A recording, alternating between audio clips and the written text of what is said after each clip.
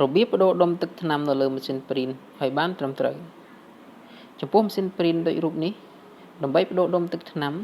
ដោយយើងគ្រាន់តែបើកគម្របនៅកន្លែងដូរដុំទឹកថ្នាំបន្ទាប់មកយកដៃចាប់ចំកណ្ដាលនៃដុំទឹកថ្នាំហើយទាញវាឡើងលើដើម្បីដាក់ដុំទឹកថ្នាំចូលវិញយើងមើលគន្លាក់2នេះហើយដាក់ចូលវិញតាមគន្លងរបស់វាឲ្យបានត្រឹមត្រូវហើយសង្កត់វាឲ្យដល់គន្លាក់បន្ទាប់មកយើងបិទគម្របជាការស្រេច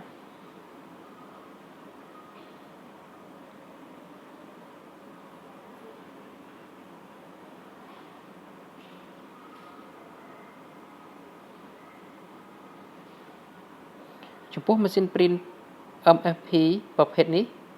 ដើម្បីបដូរដុំទឹកថ្នាំយើងគ្រាន់តែបើកក្បាល ADS ឡើងលើបន្ទាប់មកយើងបើកគម្របកន្លែងបដូរដុំទឹកថ្នាំទាញវាឡើងលើបន្ទាប់មកទៀតយើងយកដៃចាប់ចំកណ្ដាលនៅកន្លែងដកដុំទឹកថ្នាំទាញវាឡើងលើ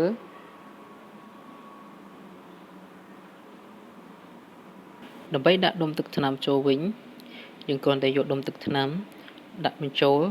ហើយមើលគន្លាក់2នេះហើយដាក់តាមច្រករបស់វាឲ្យបានត្រឹមត្រូវ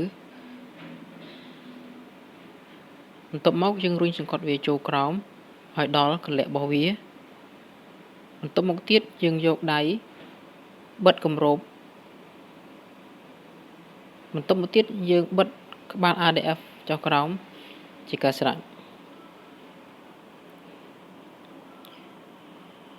ដើម្បីបដូរដុំទឹកថ្នាំប្រភេទម៉ាស៊ីនថ្មីរបស់ HP ប្រភេទនេះប្រសិនបើករណីវាអស់ទឹកថ្នាំវានឹងបង្ហាញនៅផ្ទាំងដូចវីដេអូនេះ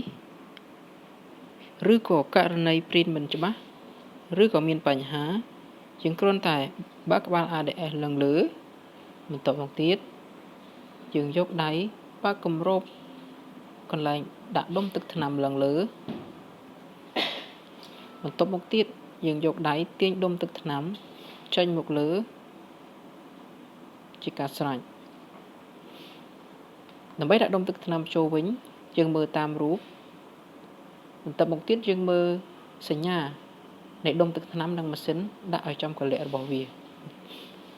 បន្ទាប់មកយើងទាញគម្របបិទបន្ទាប់មកទៀតយើងបិទក្បាល ADS វិញជាការស្រេច